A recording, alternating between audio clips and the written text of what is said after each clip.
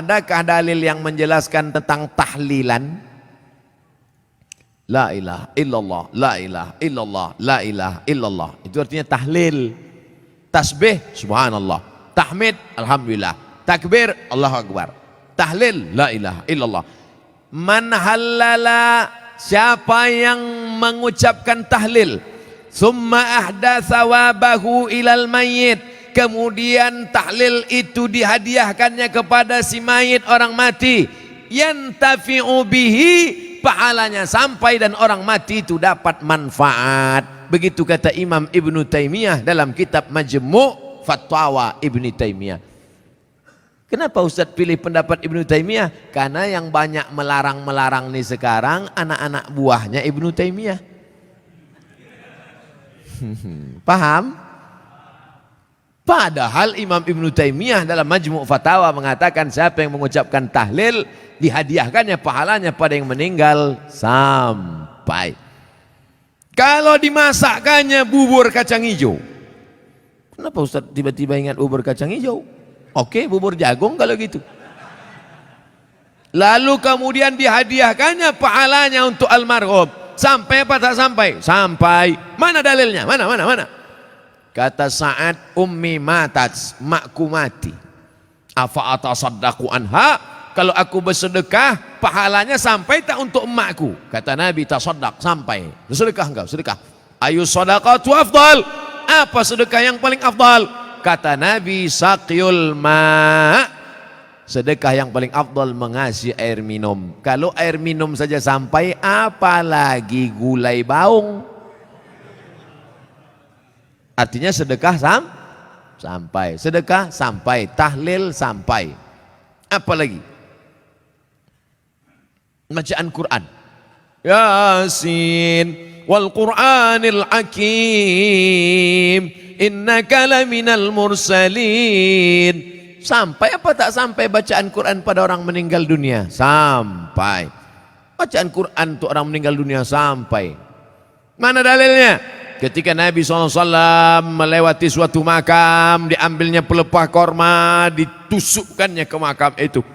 La'allallaha an yukhaffifa adzabahuma ma lam yaybasa. Tasbih pelepah korma sampai pada orang yang meninggal. Apa komentar Imam Nawawi dalam kitab Majmu', dalam kitab Al-Minhaj Syarah Sahih Muslim Ibn Al-Ajjaj? Kalau tasbih pelepah korma saja sampai, apalagi bacaan Quran orang yang beriman. Buka kitab Ar-Ruh, punya Imam Ibnu Qayyim Al-Jauziyah, murid Imam Ibnu Taimiyah, punya murid namanya Ibnu Qayyim Al-Jauziyah, punya kitab namanya Ar-Ruh, diriwayatkan sampai kepada Imam Ahmad bin Ambal lewat di suatu makam, ada orang membaca Al-Quran, Imam Ahmad bin Ambal melarang, tapi orang itu menyebutkan riwayat hadis, ternyata perawinya thiqah, bahwa Nabi punya sahabat namanya Abdullah bin Umar, anak Umar bin Khattab, berpesan, kalau aku mati nanti bacakan di atas kuburku pada bagian kepalaku pangkal Al-Baqarah, pada bagian kakiku ujung Al-Baqarah. Itulah dalil bacaan Quran sampai untuk orang yang sedekah sampai, tahlil sampai, baca Quran sampai. Sudah saya sebutkan dalil-dalilnya. Tak juga percaya, saya tak bisa menjawab. Habis sudah. Saya cuma bisa minta nama lengkap supaya nanti kalau mati saya kirim. Kalau tak sampai, cepat-cepat kasih kabar.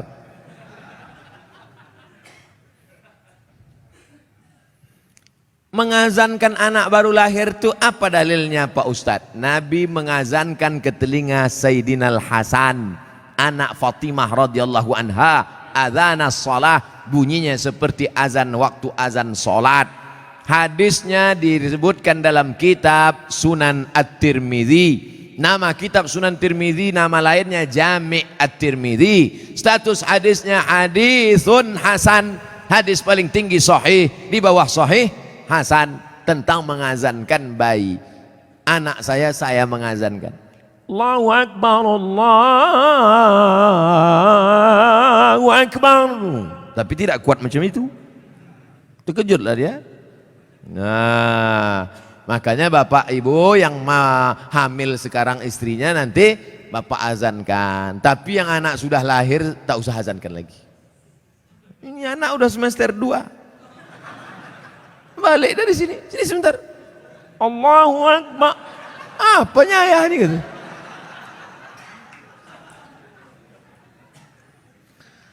Saya mau tanya mengenai pernikahan uang hantaran.